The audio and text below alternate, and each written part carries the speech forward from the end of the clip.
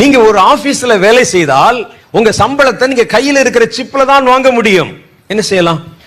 அடுத்த ஒரு காலம் வரும் பாருங்க. நீங்க கையில மணி எல்லாம் யூஸ் பண்றீங்களே, அதை இப்போ அட்டைக்கு மாத்திட்டாங்கல்ல, என்ன கைக்கு மாத்திடுவாங்க. ஒரு பொருள் வாங்க முடியாது, ஒரு நியூஸ் பேப்பர் வாங்க முடியாது, ஒரு கப் காஃபி குடிக்க முடியாது, சாப்பாடு வாங்க முடியாது.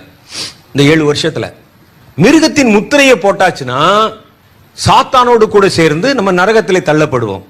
மிருகத்தின் முத்திரை போடாவிட்டால் பூமியில வாழ முடியாது. இந்த 7 வருஷத்தை ஒரு கூட்டம் ஜனங்கள் தாண்டி 7வது வருஷத்தின் முடிவிலே இயேசுவை சந்திக்கணும். எப்படி சாத்தியமாகும்? யோசிச்சு பாருங்க. சாத்தான் சும்மா இருப்பானா?